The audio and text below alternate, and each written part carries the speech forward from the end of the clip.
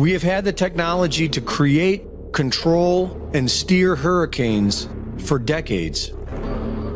Project Cirrus is the first official attempt to modify a hurricane. It was run by General Electric with the support of the U.S. military. The official theory was that by changing the temperature outside the eye wall of a hurricane, which they did by seeding the clouds with various compounds such as silver iodide, a decrease in strong winds will result. On October 13, 1947, Project Cirrus targeted a hurricane heading out to sea. Approximately 180 pounds of dry ice was dropped into the clouds.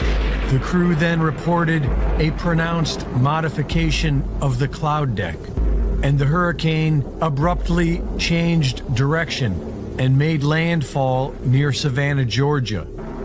The public blamed the government. Irving Langmuir, who pioneered General Electric's Atmospheric Research Department and admitted that the project was about learning how to weaponize the weather, also claimed the reversal of the hurricane had been caused by Project Cirrus, but the government denied it for 12 years.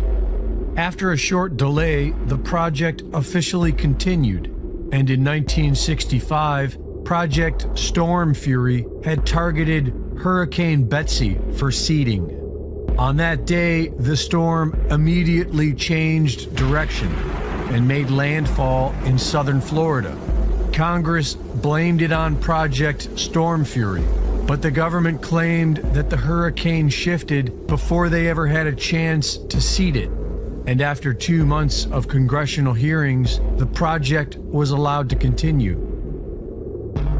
In 1997, U.S. Defense Secretary William Cohen admitted we have the technology to control the weather, including earthquakes and volcanoes.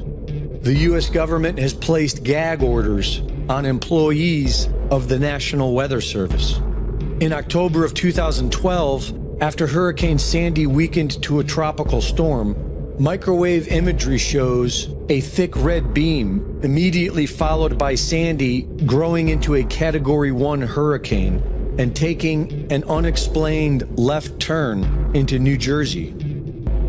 The push towards alternative energy demands more lithium, and according to the U.S. Geological Survey, the United States has over 6 million tons of identified lithium resources.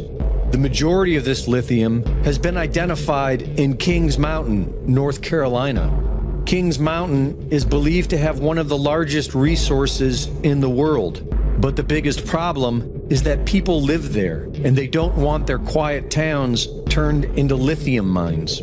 People in Cherville have been pushing against a proposed lithium mine for the last several years, but everyone we spoke with here said it's too divisive of an issue to share their opinion on camera. Cherville is a small, quiet town. I think that's good that we keep it small. So quiet, many don't feel comfortable speaking out against Piedmont Lithium's proposed mining operation nearby. I think we're a silent majority.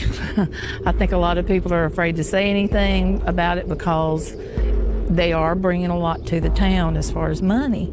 Last year, the Department of Defense entered a $90 million agreement with Albemarle Corporation to increase domestic production of lithium for the nation's battery supply chain, specifically from Kings Mountain, North Carolina, starting by 2025. This is the same area experiencing what is being described as biblical floods. While the federal government spends billions on foreign wars and illegal immigrants, they simply cannot be bothered with the health and well-being of the American people, especially those living on coveted mineral-rich land. Reporting for InfoWars, this is Greg Reese.